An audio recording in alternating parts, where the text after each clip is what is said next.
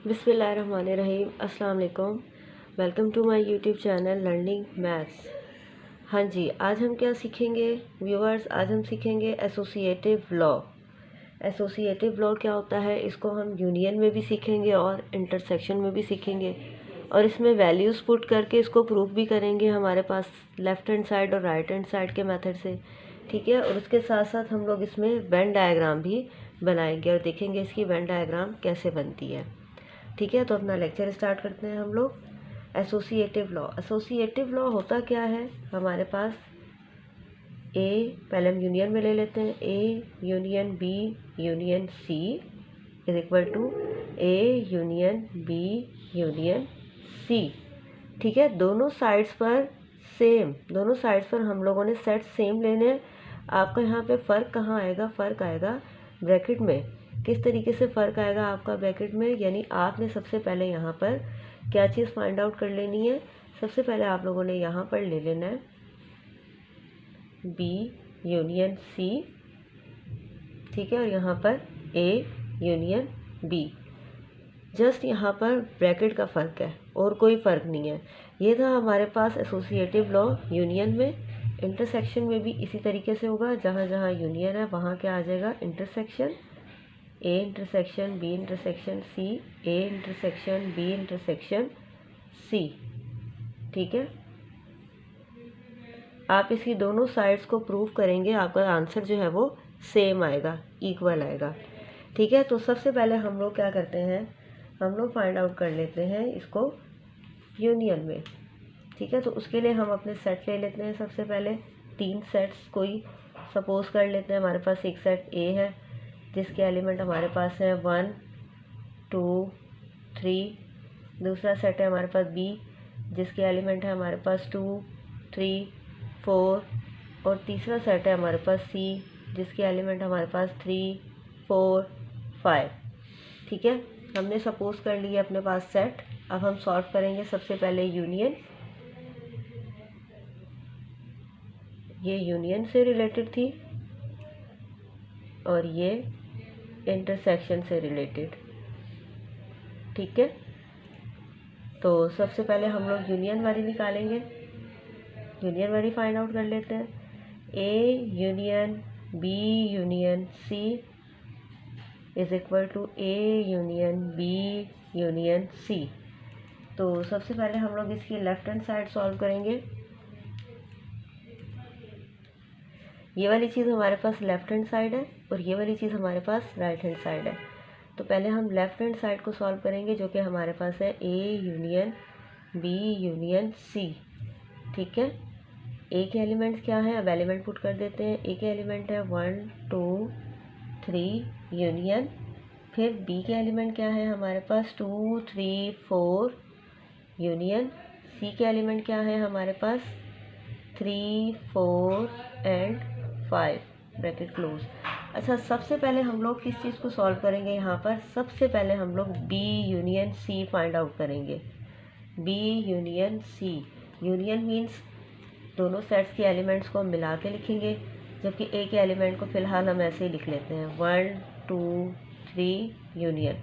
अब इन दोनों के जो एलिमेंट्स हैं उनको हम मिला कर लिखेंगे, यानी ये बी और सी के एलिमेंट्स को हम लोग मिला कर लिखेंगे। सबसे पहले क्या क्या है हमारे पास? 2 3 4 5 यूनियन, तरतीब लिया।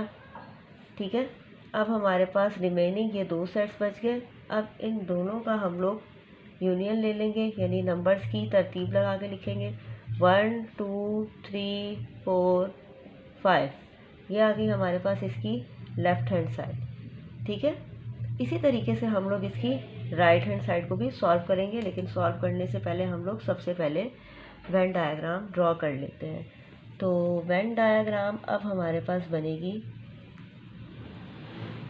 3 पार्ट्स में, क्योंकि यहाँ पर हमारे पास 3 सेट यूज़ हो रहे हैं, ए बी और सी, और तीनों एक दूसरे के साथ ओवरलैप कर रहे हैं। ठीक है, तो किस तरीके से होगा ये हमारे पास? ये ए है, ये बी है और ये सी है। ठीक है, ए बी सी। एक चीज़ आप लोगों को मैं क्लेरिफाई कर दूं यहाँ पर, ये वाला जो इसका हिस्सा है ये ए और बी में कॉमन है, ये वाला जो है बी और सी में कॉमन है। ए बी का कॉमन पार्ट ये वाला है, बी और सी का कॉमन पार्ट ये वाला है, सी और ए का कॉमन पार्ट ये वाला है, ठीक है। और जो यहाँ पर बचता है ये वाला जिसमें मैं शेड कर रही हूँ, वो इन तीनों का कॉमन पार्ट है, यानी इन तीनों सेट के अंदर जो कॉमन नंबर है वो यहाँ पर हमारे पास आ जाएगा। बाकी जो सिर्फ एलिमेंट्स ए में बच जाएंगे वो हम यहाँ पुट करेंगे, जो बी में रह जाएंगे वो यहाँ हम पुट करेंगे, और जो सी में रह जाएंगे वो हम यहाँ पुट करेंगे। अब हम थोड़ा इसको डिफरेंट तरीके से समझने की कोशिश करते हैं, डिफरेंट तरीके से इसको हम फिल करेंगे। पहले हम किस तरीके से फिल कर रहे थे, वैल्यूज़ अपनी पुट करते थे ए बी सी में, ठीक है, उसके बाद हम इसको शेड करते थे। आज हम थोड़ा सा रिवर्स तरीके से करते हैं, पहले हम इसको शेड करते हैं, ठीक है। थोड़ा सा सिचुएशन को देखिए हमारे पास, अगर सबसे पहले हमने किया B union C, U union, union means B और सी बहुत इत्तेफाक है इन लोगों में, ये इकट्ठे रहना चाहते हैं, ठीक है, मिलजुल कर रहेंगे। बी और सी, ये हमारे पास आ गया बी, यानी बी पूरा शेड होगा, ठीक है, और सी भी पूरा शेड होगा, ये पूरा सी का सर्कल ओवरलैप करता हुआ, ठीक है। उसके बाद हमने इसका लिया ए के साथ, यानी ए भी इनके साथ रहेगा, तो ए भी शेड हो जाएगा, यानी A union B union C जब हम निकालेंगे तो उसमें ये तीनों जो हैं शेड होंगे, ठीक है। तो अब हम अपनी वैल्यूज़ पुट करके देखते हैं कि आप वाकई ऐसा है, ठीक है। तो सबसे पहले देखिए तीनों का कॉमन क्या है। फिल करने से पहले हम लोग देख लेते हैं कि इन तीनों सेट्स में कॉमन क्या है, क्योंकि मैंने अभी आपको बताया ये वो जगह है जहाँ ए और बी दोनों के नंबर्स हैं, ये वो है जहाँ बी और सी के कॉमन नंबर है, और ये वो है जहाँ सी और ए के कॉमन नंबर है, और ये जो जगह, ये जो प्लेस है ना, यहाँ पर ए बी सी तीनों का कॉमन नंबर यहाँ आएगा। तो पहले हम देख लेते हैं इन तीनों का कॉमन नंबर क्या है। इन तीनों के पास 3 है, ठीक है, इन तीनों के पास 3 है, तो इट्स मीन यहाँ हमारे पास आ गया 3, ठीक है, यहाँ हमारे पास आ गया 3। अब हम देख लेते हैं कि हमारे पास ए और बी के कॉमन नंबर क्या हैं। ए और बी के कॉमन नंबर हमारे पास हैं 2 और 3, ठीक है, 3 हम यहाँ ले चुके हैं, बाकी क्या बचता है 2, ओके। अब हम देखते हैं बी और सी के कॉमन नंबर क्या है, 3 और 4, 3 ऑलरेडी आ चुका है, 4 हम ले लेते हैं यहाँ। अब हम देखते हैं सी और ए के कॉमन नंबर क्या हैं, सी और ए के कॉमन नंबर 3 है, जो कि आ चुका है हमारे पास ऑलरेडी यहाँ पर, ठीक है। अब देखते हैं ए में क्या बचता है, ए में 1 बच रहा है, हम 1 लिख देते हैं, और बी में क्या बचता है, बी में भाई कुछ भी नहीं बच रहा। सी में क्या बचता है, सी में बचता है 5, ठीक है। तो जब हमने अपना आंसर देखा, हमारा आंसर यहाँ पर आ रहा था 1 2 3 4 5, और उस हिसाब से देखें हमने सबको शेड किया हुआ है। हमारा 1 भी आ रहा है, 2 भी आ रहा है, 3 भी आ रहा है, 4 भी आ रहा है, 5 भी आ रहा है, और बी का ये हिस्सा तो ऑटोमेटिकली आएगा क्योंकि यहाँ पर 2 3 और 4 हैं, ठीक है। यहाँ तक क्लियर। अब हम लोग इसकी right hand side find out कर लेते हैं। राइट हैंड साइड क्या है हमारे पास, A union B union C. पहले हम लिख लेते हैं ए का सेट 1 2 3 यूनियन बी का set 2 3 4 bracket close union C का सेट 3 4 5, ठीक है। अब सबसे पहले देखिए हमें किसको सॉल्व करना है, यहाँ पर ए और बी का यूनियन लेंगे, ठीक है। ए और बी का हम यूनियन लेंगे तो हमारे पास क्या आ जाएगा, तरतीब 1 2 3 4, उसके बाद ये सेट ऐसे ही हम लिख लेंगे इसके साथ।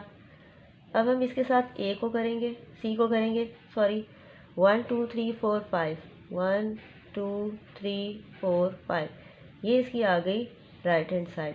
तो आप देख सकते हैं कि लेफ़्ट हैंड साइड और राइट हैंड साइड दोनों हमारे पास सेम आ रही है। तो हम कह सकते हैं, हमारे पास प्रूव हो गया कि लेफ़्ट हैंड साइड जो है वो किसके इक्वल है, राइट हैंड साइड के। ठीक है, अब उसी तरीके से हम लोग बनाएंगे वेन डायग्राम। ऐसी ही बनेगी हमारे पास वेन डायग्राम। ये आ गया ए, ये बी और ये सी, ए बी सी। ठीक है, फिर से देख लें वही तरीका। पहले हमने क्या किया, ए और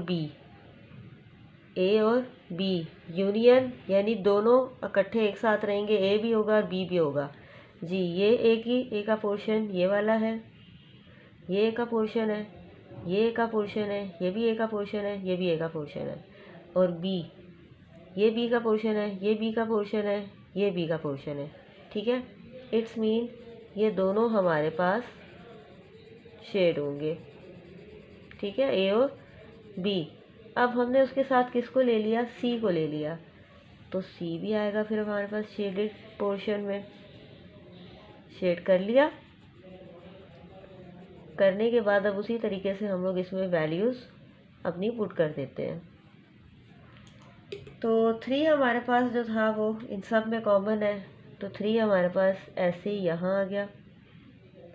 ए और बी के कॉमन नंबर क्या है हमारे पास, ए और बी के कॉमन नंबर है 2 और 3। 3 आ चुका, हम यहाँ 2 ले लेते हैं। ठीक है, और बी और सी के कॉमन नंबर क्या है हमारे पास, बी और सी के कॉमन नंबर है हमारे पास 3 और 4। 3 आ चुका, 4 ले लेते हैं। सी और ए का कॉमन नंबर हमारे पास क्या है, 3, वो हम ले चुके हैं। अब ए के पास क्या बच गया, 1, और बी के पास क्या बच गया, 5। ठीक है, उसी तरीके से ही बनेगी। देखिए लेफ्ट हैंड साइड और राइट हैंड साइड जब सेम आई है तो इनकी वेन डायग्राम भी सेम ही होगी। ठीक है, ये था associative law with respect to union. ठीक है, अब हम इसको निकाल लेते हैं इंटरसेक्शन में।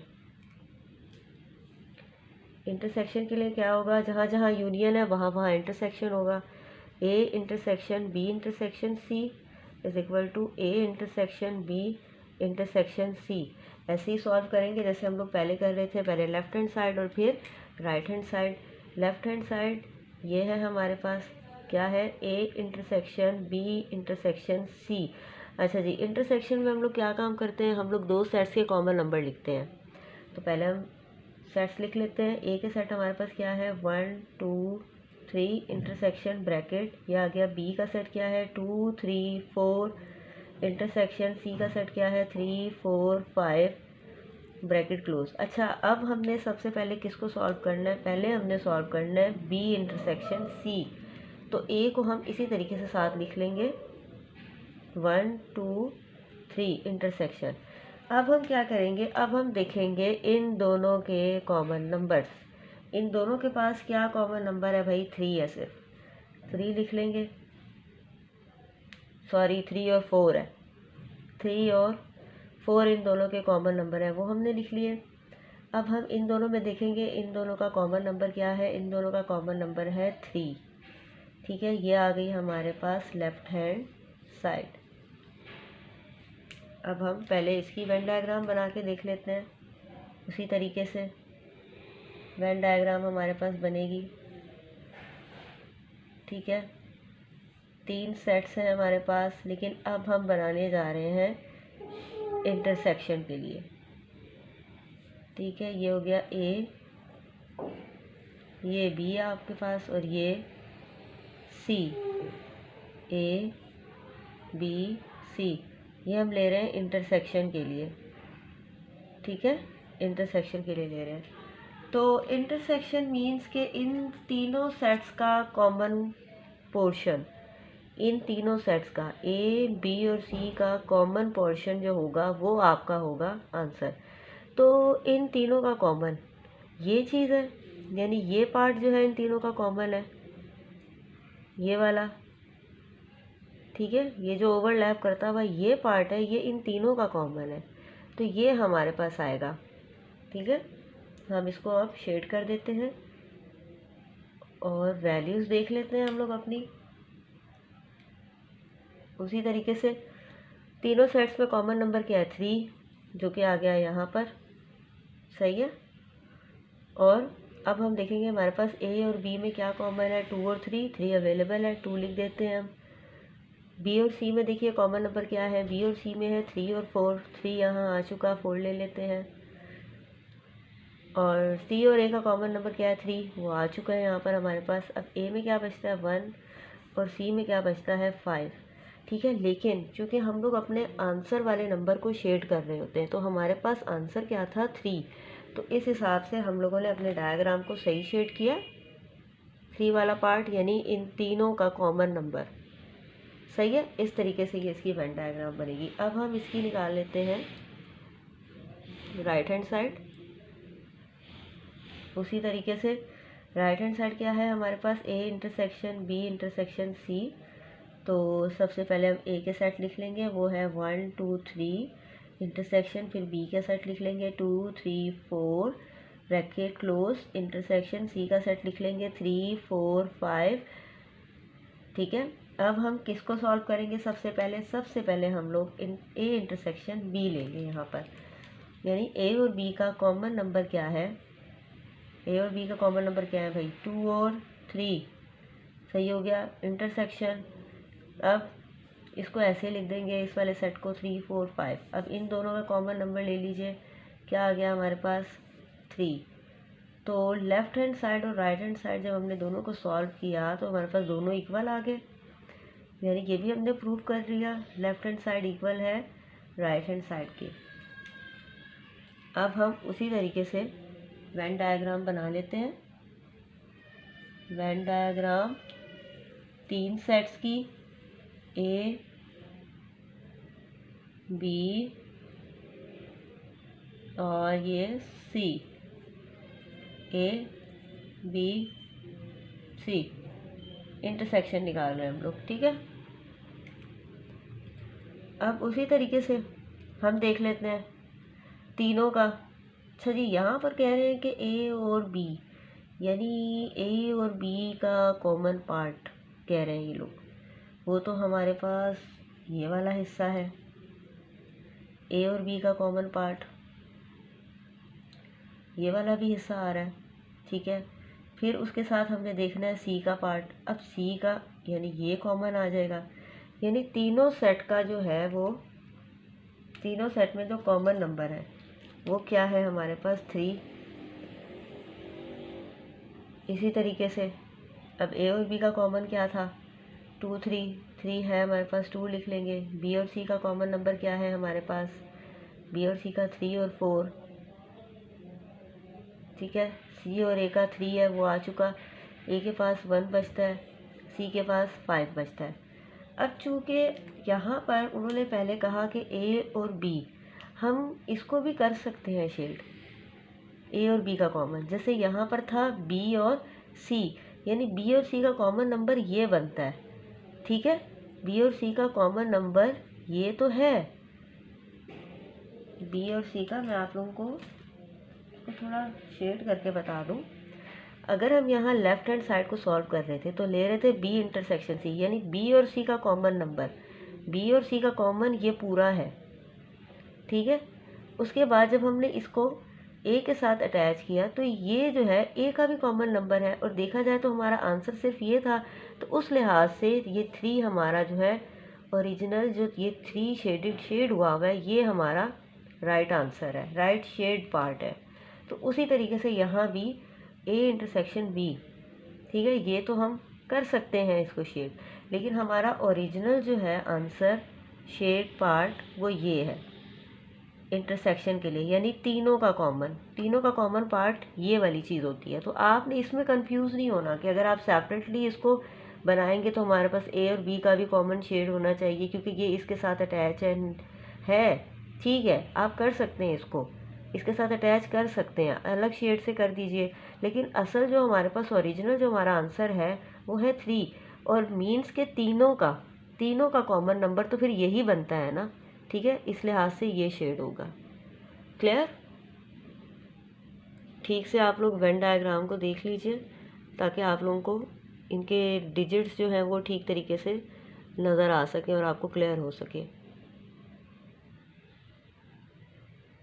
आज का लेक्चर जो है वो यहीं तक था। उम्मीद है आप लोगों को अच्छे से समझ आ गया होगा। लॉ के बारे में भी हमने एसोसिएटिव लॉ पढ़ा है, यूनियन और इंटरसेक्शन, दोनों तरीके से हमने इसको सेट्स के एलिमेंट्स रख कर इसको हमने प्रूव किया, यूनियन में भी और इंटरसेक्शन में भी।